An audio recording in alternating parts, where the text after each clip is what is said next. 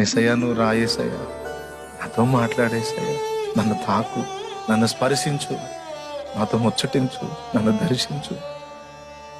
నాకు నువ్వు కావాలేసయ్యా. నన్ను లోకం లాగుతుంది, నన్ను లోకం ఆకర్షిస్తుంది.